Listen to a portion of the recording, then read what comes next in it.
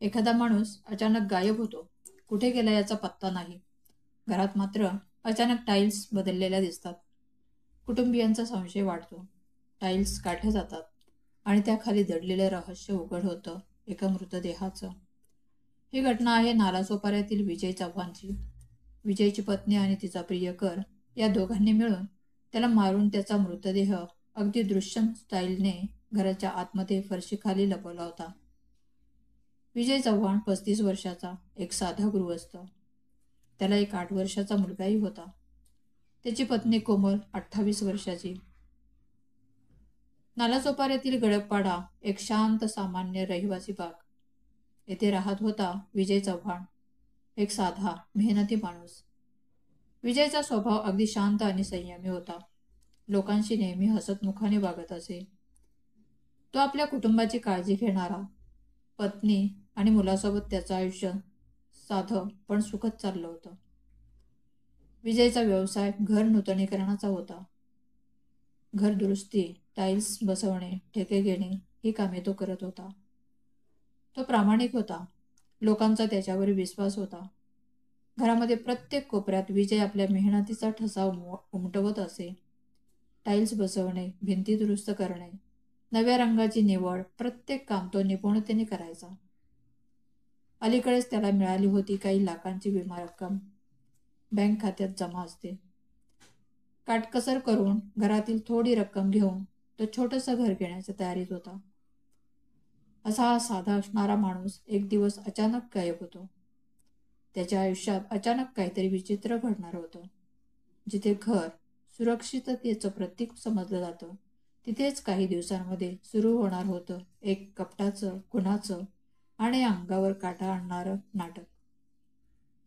घरातील लोकांशी त्याचं रोज फोनवर संवाद, पण गेल्या 2 आठवड्यांपासून तो कुठेच दिसत नव्हता.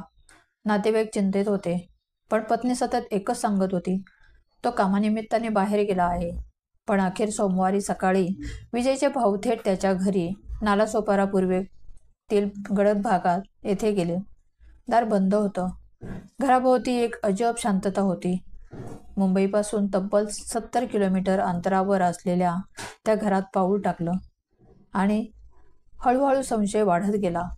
कारण विजयचा काहीच पत्ता लागत नव्हता आणि त्या 4 भिंतींच्या आत काहीतरी भयंकर लपलं आहे असं जाणवत होतं. जेव्हा विजयचे भाऊ घरात शिरले तेव्हा त्यांच्या नजरेस काहीतरी वेगळंच जाणवलं. घरातील काही टाईल्स बाकीच्या फरशींपेक्षा वेगळ्या रंगाच्या दिसत होत्या, अगदी नुकत्याच बसवलेल्या असल्यासारख्या. त्यांच्या मनात शंकेची पाल चुकचुकली. भावाने हळूहळू त्या टाईल्स काढायला सुरुवात केली आणि काही क्षणातच हवेत एक असह्य कुचकावाज दरवळला. जणू काही घरानेच एक भयंकर रहस्य लपून ठेवलं होतं. खोदकाम पुढे चालू राहिलं. सर्वात आधी सापडली एक बनियान आणि मग सर्वांच्या अंगावर काटा आणणारा शोध. मातीखाली पुरलेलं कुजलेलं शरीर आणि ते दुसरं तिसरं कुणाचं नसून विजय चव्हाणचं याचंच होतं. भयानक सत्य समोर आल्यानंतर लगेच पोलिसांना बोलावण्यात आलं. घरातल्या त्या दुर्गंधीत आणि टाईल्स खाली सापडलेल्या शरीराकडे पाहून पोलीसही हादरले. चौकशी सुरू झाली आणि पहिल्याच क्षणापासून संशय गेला तो विजयच्या पत्नीवर, कोमल चव्हाण. पण कोमल कुठेच दिसत नव्हती. फक्त तीच नाही तर शेजारी राहणारा मनू नावाचा तरुण सुद्धा बेपत्ता होता.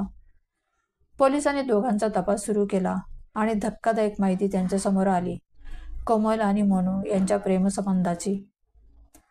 त्यांच्या प्रेमसंबंधात विजयचा अडसर येत होता, म्हणून हा कट रचला गेला. मृतदेह लांबवर फेकून देण्याऐवजी त्यांनी गुन्ह्याचं गुप्त ठिकाण म्हणून निवडलं तेच घर. घरात खड्डा खणून विजयचा मृतदेह पुरला आणि त्यावर नव्या टाईल्स लावून सर्व काही नेहमीसारखं असल्याचं भासवण्याचा प्रयत्न केला. पण सत्य जास्त काळ दडपून राहू शकत नाही आणि एका दुर्गंधीने त्यांचं भांडाफोड केलं. चौकशी दरम्यान पोलिसांनी शेजाऱ्यांकडून माहिती घेतली. त्यांनी सांगितलं की कोमलने काही दिवसांपूर्वी बाथरूमचा ड्रेनेज ब्लॉक असल्याचं सांगितलं होतं आणि कामगार बोलावले होते. लवकरच सगळं दुरुस्त होईल असं ती म्हणाली होती. त्या क्षणी कुणालाही तिचा संशय आला नाही. पोलिसांनी तपास सुरू केला आणि त्याचा शोध घेऊन त्यांना अटक केली. कोमल आणि मोनू शर्मा यांना पुण्यातून अटक केली. दोघेही विजयच्या कुटुंबियांच्या चौकशीतून बचाव करण्यासाठी नालासोपारा सोडून पुण्यात गेले होते. पुढे पोलिसांच्या चौकशीत कोमलने सांगितलं की तिने विजयला जेवणात विष घातले. मोनू शर्माने विजयचा गळा घोटून ठार केलं. विजयचा मृतदेह घरातच पुरण्याची योजना कोमलने आखली होती. तिने मजुरीसाठी कामगारांना बोलावून पाण्याची टाकी बसवण्याच्या बहाण्याने जमिनीत खड्डा खणला. मृतदेह खड्ड्यात पुरून त्यावर टाईल्स बसवून गुन्हा लपवण्याचा प्रयत्न केला. पोलिसांनी घटनास्थळाचा पंचनामा करून आणि मृतदेह ताब्यात घेऊन शवविच्छेदनासाठी पाठवला. या घटनेने परिसरात धक्का बसला, कारण घराच्या भिंतींच्या आत दडलेला हा खून कुणालाही आश्चर्यचकित करणारा होता. यामधून आपण एक शिकलं पाहिजे. प्रेमसंबंध गुपित ठेवून आयुष्य घालवणं म्हणजे दोन्ही घरांचं भवितव्य उद्ध्वस्त करणं. नात्यांमध्ये विश्वास आणि प्रामाणिकपणा ठेवला तर आयुष्य सुंदर होतं. चुकीच्या मार्गाने जाण्याऐवजी योग्य पाऊल उचललं तर संकट टाळता येतात.